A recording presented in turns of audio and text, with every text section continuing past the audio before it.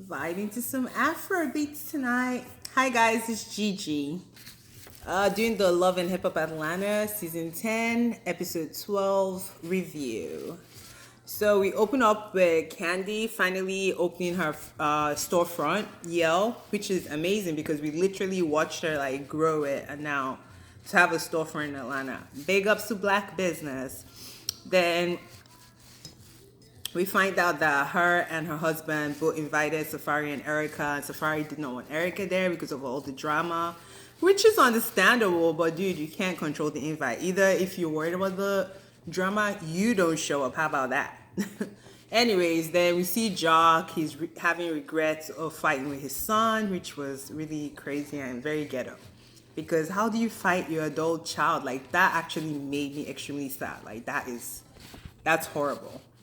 The next thing we go to Attorney Kessler, who is apparently the only freaking attorney in the whole of Atlanta. Anyways, they're saying that Safaree is trying to move things along so quickly, which is like, is this a storyline or is this not a storyline? Because Safaree that we know is nothing like any of this. Like, he's usually very caring, very respectful to women. So for him to be on this level of aggression, trying to divorce her before the second kid is born, something really serious happened in their marriage. And I'm not sure if they're trying to go down the Rashida and Kurt kind of storyline where everything is just bad, bad, bad, and you continue to have like more seasons due to a horrible marriage. Like at this point, it's 2021. No one wants to see that shit no more. Anyway, then Rashida and Kirk with their fabricated storyline. Maybe we just need to revamp the whole of Hip Hop Atlanta, like for real, because they're talking about First Bistro. Every scene is about First Bistro. First Bistro breaking up their marriage, the money not coming in as it should. Now their kids are stealing food. Like, bruh, they need like new writers to come up with better storylines. Anyway, but the more important thing that they discussed was Scrappy's mental health, which is so important that we're talking about it. Because in Black community especially, we always tell the men like, man up, it's not that serious, but this is why sometimes people end up, taking their own life and just horrible things happening. So I'm happy that we're having this conversation. Whether it's for a storyline or not, I don't know, but we'll see. We're happy they're discussing it. Then we get to Scrap and the men kind of talking, and what's his name? Mendices and Kirk kind of advising him. It's all good, but dude, if he's really going through depression and thinking about hurting himself or hurting someone else, seek professional help. Like, it's good to have family and friends support, but sometimes you need more than that. Sometimes you need medication. Sometimes you need cognitive behavioral therapy or other things that could help you kind of go through the process. But I'm happy at least he has support from the guys, which is great.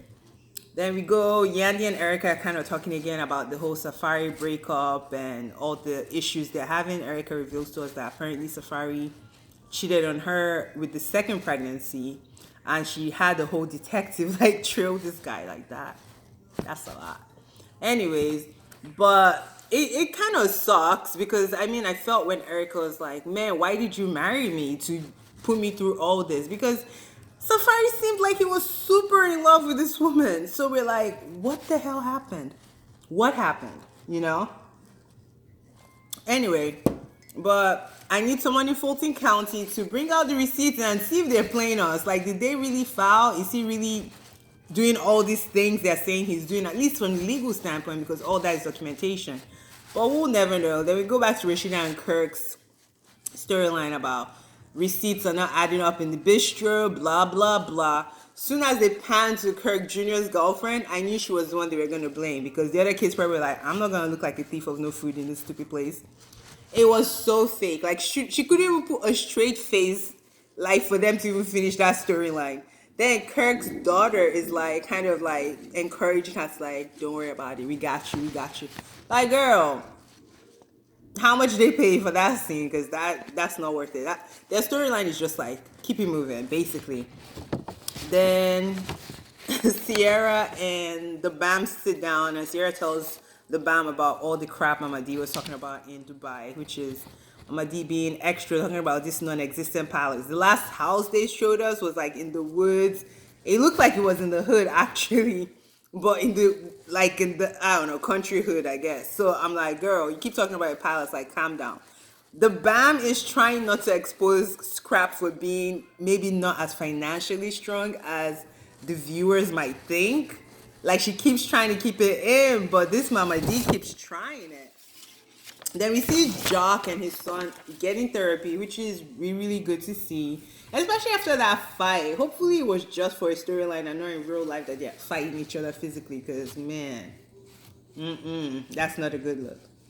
Then the final scene with Yale Beauty's grand opening, which was great. I think Portia was there, but they didn't show Portia or all the other like Atlanta girls. They showed Jonathan from New York, which was nice. Definitely good to see all the supporters, and like Safaree even said, like he saw this business basically go from an idea to now basically being an online presence and now having a storefront. Big ups to her. Then Mama D comes in. Like the bomb's face basically said, "Don't mess with me." But what did Mama D do? Mess with her.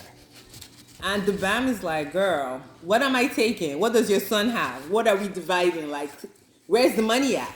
I was like, not where the money is at. Like, Mama D played herself. Like, leave this pregnant woman alone. She has 2 toddlers and she's pregnant and appears to be the financial breadwinner in this family. Like, leave her alone. She's trying not to expose you and your family as broke people, but you keep pushing it, and at some point, someone's got to break. But I was out when she said she's trying to find out where the money at. Like, tell us, Mama D, Miss Princess and Queen of the Palace. All right, guys, that's it for Love and Hip Hop.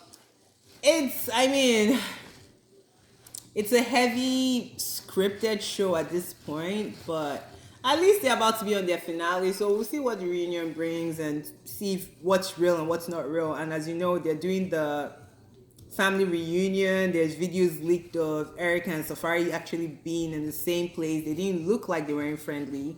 However, I don't know what that means, so I guess we have to wait to see what that shows and we'll kind of go from there. But yeah, that's it, guys. Thank you. Like, subscribe, share this channel. Thank you. Bye.